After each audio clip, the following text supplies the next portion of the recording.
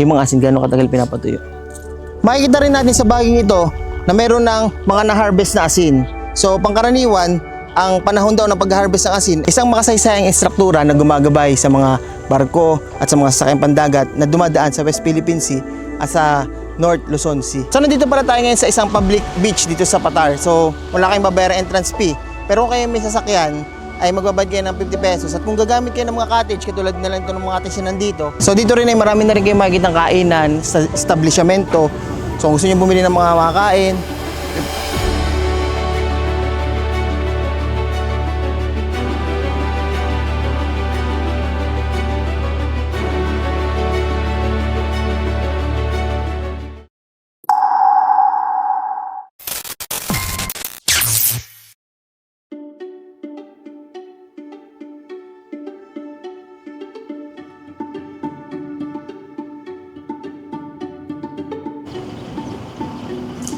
good morning mga ka-BTS! Isang panibagong araw, panibagong istorya at lugar na naman ang ating tutuklasin. So ngayon, ay nandito nga pala tayo sa TP-Lex. Ngayong araw ay papasyalan natin ang mga ilang lugar dito sa Pangasinan. Tulad na lang nitong isang gawaan ng asin or traditional na gawaan ng asin dito sa Anda, Pangasinan. At pupuntahan din natin ang mga sikat na lugar dito sa Bulinaw, katulad na lang nitong Lighthouse at itong White Beach dito sa Patar. First time lang natin pupunta dito sa Anda, Pangasinan, kaya medyo excited din tayo. Pero itong Bulinaw, napuntahan na natin ito way back 2014 pa. Tara, simulan natin ang ating biyahe.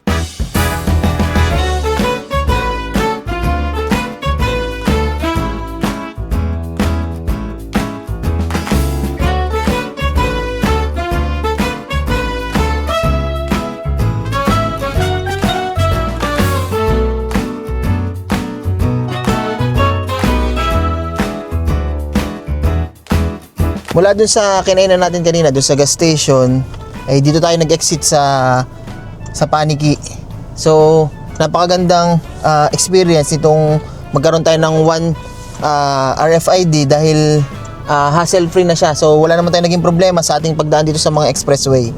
So, tuloy-tuloy lang kasi yung magkaroon pa tayo ng dalawang RFID na dalawang salin ng load. So ito naging maganda yung ating travel dahil isang load na lang yung nilagay natin at dire-diretso lang ating naging pagbiyahe.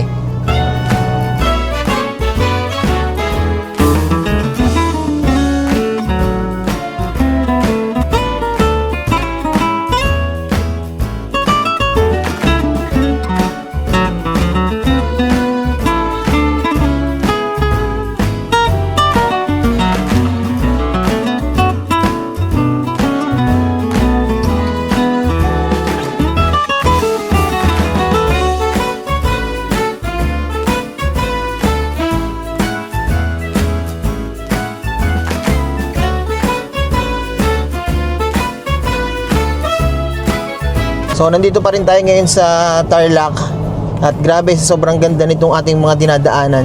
Ang lalawak ng mga kalsada at ang mga tanawin dito sa mga palipaligid ay itong mga palayan.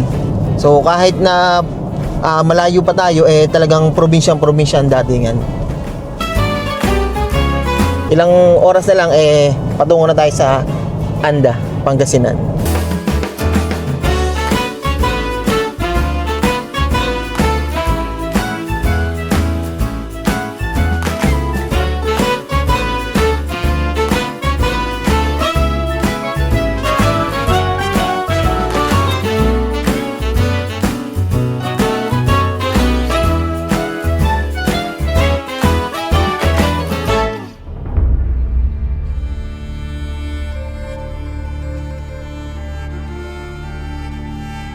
Mula Paniki exit hanggang dito sa Anda Bridge ay halos inabot tayo ng 3 oras tuloy-tuloy na biyahe. So ito palang Anda Bridge ang nagdudugtong dito sa mainland Pangasinan at dito sa Anda Island.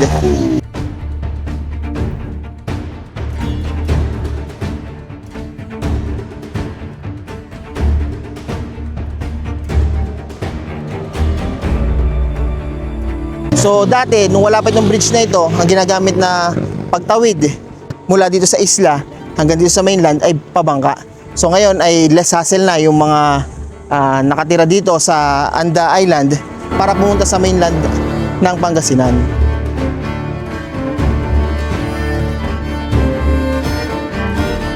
At dahil nga accessible na pagpunta dito sa Anda, ay hindi na natin napansin na ito pala ay isang isla.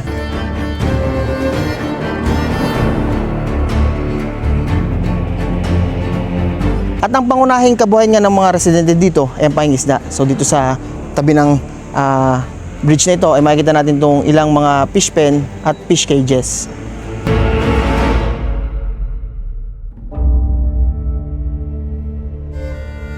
Ang Anda ay isa sa mga tahimik pero kahangahangang lugar sa Pangasinan na matagpuan sa gilid ng Lingayen Gulf. Kilala ito sa malinis na dagat at malawak na dalampasigan. At dinarayo dito ay ang Tondol Beach. Ang pangunahing kabuhayan ng mga tao rito ay ang pangingisda at paggawa ng asin, mga simpleng gawain na patuloy na bumubuhay sa kultura at pamumuhay ng bayan.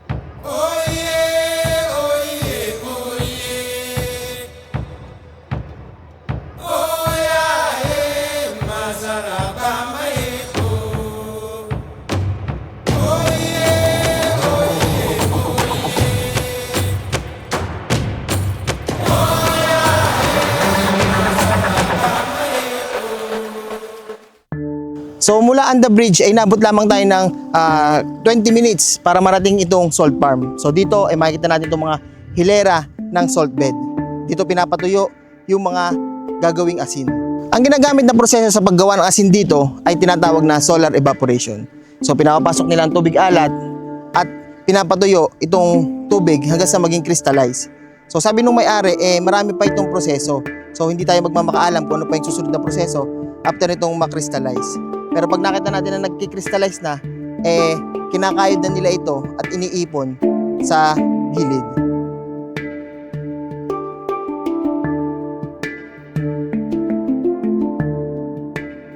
Gaano po katagal pinapatuyo yung mga asin? Po. Yung mga asin, gaano katagal pinapatuyo?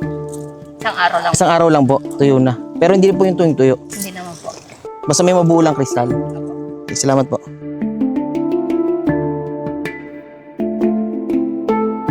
Makikita rin natin sa baging ito na meron ng mga na-harvest na asin. So pangkaraniwan, ang panahon daw ng pag-harvest ng asin ay dry season or tag-init. Karaniwan, nagsisimula ito ng November hanggang May. Pero kapag umulan, tigil muna ang production. At napansin rin natin dito sa mga salt bed, ay makikita natin itong parang basag-basag na palayok or yung malaking jar na tinatawag nilang pasig. Ito raw ay sinadya na maging flooring para mahiwalay ang mga lupa sa mga maging crystal or maging asin. So yung ganito nga ang klase ng pag-asin ay tinatawag na traditional salt farming. So mano-mano ang paggagawa ng asin dito sa farm na ito. Kaya ang pangalang Pangasinan ay nagmula sa tinatawag na pinag-asinan, isang lugar kung saan ginagawa ang mga asin. So mula dito sa Anda ay magtutungo naman tayo ngayon sa Bolinao. So let's go.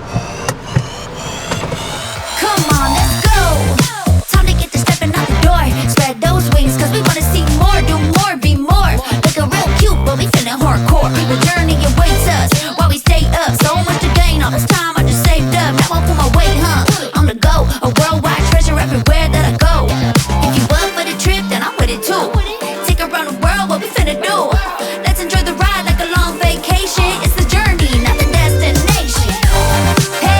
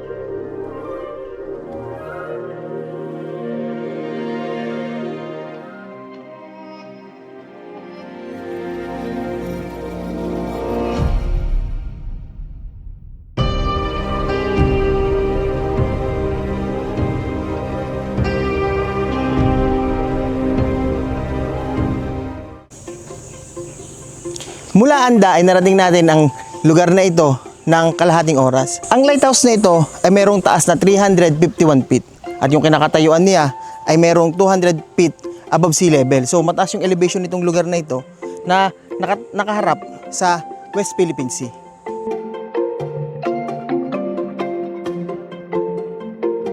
Kung pagmamasdan natin ang mapa, ang Pangasinan ay parang nakausing ilong na nakaharap nga sa West Philippine Sea.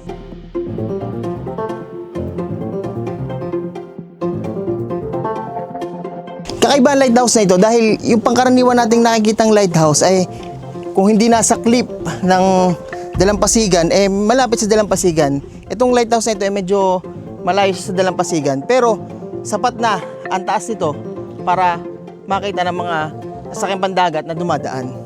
So, sarado to ngayon pero meron itong hagdan pataas na 134 steps. Itong lighthouse na ito ay tinayo noong 1900 sa panahon ng mga Amerikano. At ito yung madadaanan mo lang pag pupunta ka sa mga beaches or kung uuwi ka na ng Metro Manila. So dito nga, tingnan nyo naman kung gaano kaganda itong panoramic view ng West Philippine Sea.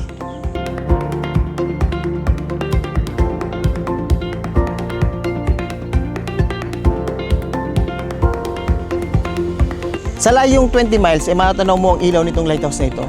Kahit sa Lingayen Gulf or sa North Luzon Sea, matatanaw itong lighthouse na ito.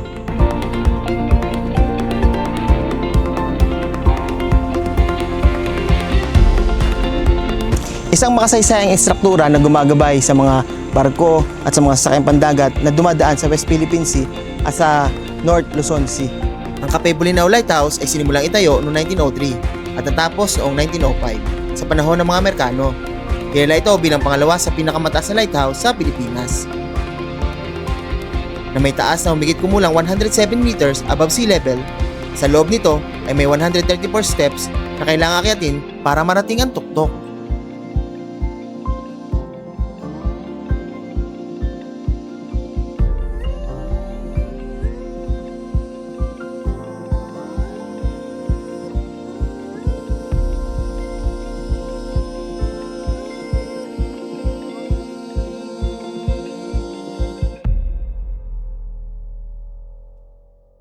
Ang sunod naman natin pupuntahan na itong sikat na beach dito sa Patar, itong Patar White Sand Beach. So, punta natin yung public beach.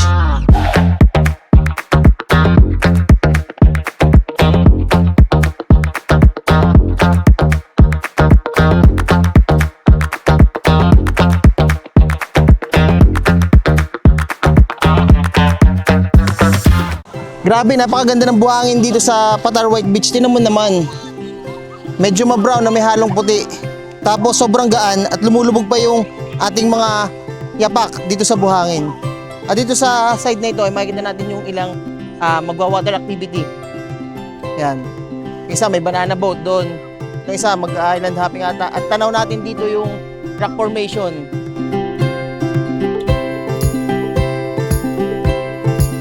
So nandito pala tayo ngayon sa isang public beach dito sa Patar. So wala kayong babayaran entrance fee. Pero kung kayo may sasakyan, ay magbabayad kayo ng 50 pesos. At kung gagamit kayo ng mga cottage, katulad na lang ito ng mga cottage na nandito, magbabayad lang kayo ng 500 to 1,000. At kung may kwarto na mga kukunin, depende iyon sa dami ng tao na kasama nyo. So dito rin ay marami na rin kayong makikita ng kainan sa establishmento. So kung gusto nyo bumili ng mga makakain, refreshing drinks, meron na rin dito. So para na rin tayong nasa isang sikat na beach. Tulad na lang ng Boracay, Puerto Galera. Yan.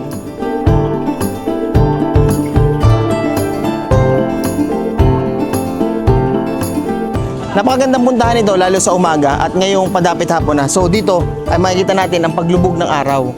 So napakasarap tumambay sa Dalampasigan.